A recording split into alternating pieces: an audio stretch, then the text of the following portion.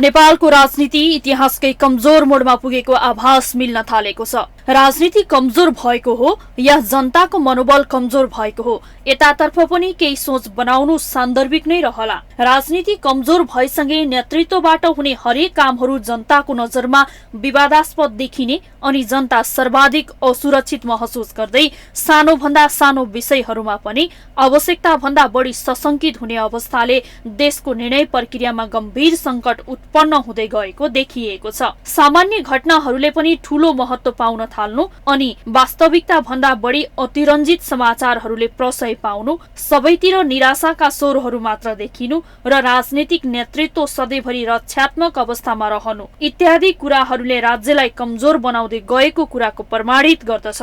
भारतीय एक कर्मचारीलाई भारतीय प्रधानमन्त्री नरेन्द्र मोदीले दूत बनाएर नेपाल पठाए। भारतीय दूतावासले नेपालको परराष्ट्र मन्त्रालयलाई अनुरोध गर्यो। परराष्ट्र मन्त्रालयले भारतीय कूटनीतिक विमानको अवतरणको लागि अनुमति दियो। मोदीका प्रतिनिधि मण्डलले प्रधानमन्त्रीसँग भेट गरे। दुईपक्षीय कुराकानी भयो। यसको यथार्थ विवरण राज्यले सार्वजनिक पनि गर्यो। यस प्रसङ्गमा यत्रो होहल्ला गर्नुपर्ने विषय थियो कि थिएन? यो नेपालको सार्वभौमिकतासँग नै जोडेर बोल्नुपर्ने विषय हो कि होइन? नेपालको सार्वभौमिकता नेपाली जनताको हातमा छ भन्ने कुरा सबैलाई थाहा होला कि नहोला? जनताको हातमा रहेको सार्वभौमिकता कुनै एक या दुई नेताको कारण संकटमा पर्यो भनेर कराउनु वास्तविकता बुझ्न नसक्नु बाहेक अरू केही होइन। राजनीतिक कुण्ठा बाहेक अरू केही होइन। भारतीय प्रतिनिधि मण्डलको यो भ्रमण पश्चात भारतीय सेना प्रमुख मनोज मुकुन्द नरवणेको नेपाल भ्रमण हुँदैछ।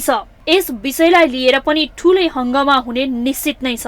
एउटा विडम्बना पनि हो कि जुन देशसँग सीमा विवाद छ त्यो देशको सेना प्रमुखले हाम्रो राष्ट्रपतिबाट नेपाली सेनाको मानार्थ महारथीको दर्जा प्राप्त गर्दछ। विगतदेखि नै चलाइएका यस्तै विडम्बनापूर्ण सम्बन्धहरूकै कारण नेपाल पछि परेको यथार्थता वास्तविकता हो। तथापि सबै विषय एकै पटक उठ्नु र उठाउनु समस्या निराकरणको हिसाबले युक्तिसंगत नहोला। त्यसो त हरेक प्रसङ्गमा भारतीय छदम चालाबाजी अनि कुटिल राजनीति घुसेको नै हुन्छ। छदम भेषमा जासुसलाई नेपाल पठायो, त्यसको 2 दिन पनि नपुग्दै एकतर्फी रूपमा नेपाल तर्फका नाकाहरू खोलिदियो। प्रतिनिधि मण्डल भारत फिर्ता भएसँगै सञ्चार माध्यमहरूबाट नेपाल र नेपालका प्रधानमन्त्रीलाई विवादास्पद बनाउने गरी अनेक प्रकारका समाचारहरू सम्प्रेषण गरायो।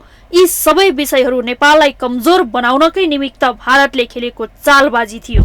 यसलाई नेपालले कहिलेसम्म बुझ्ने होला? अझ त्यसमाथि पनि त्यही विषयलाई लिएर नेकपा भित्र देखिँदै गएको प्रचारबाजी प्रोपागाण्डाहरूले त अझै बढी भारतीयहरूलाई मनोरञ्जन दिइरहेको छ। अब यसपछि प्रधानमन्त्रीलाई विवादास्पद बनाउनको निमित्त भारतले खेल्ने चालबाजी अरू देख्न लायकको हुने राजनीतिज्ञहरू बताउँछन्। नेपालीहरूको भावना राष्ट्रवादी छ। राष्ट्रवादी दृष्टिकोणकै कारण वर्तमान प्रधानमन्त्रीलाई सत्ता सम्हाल्ने अवसर प्राप्त भएको हो। अब यो राष्ट्रवादी श्रेय कम गर्नको निमित्त भारतीय चालबाजी अरू मुखरित हुने स्थिति छ। हरेक हत्कण्ठा प्रयोग गर्दै नेपाली नेतृत्वलाई भारतवादी भएको देखाउने भारतीय चालबाजीको शिकार नेपाली नेतृत्व हुने वास्तविकता पनि अब देखिँदै जाने क्रममा छन्।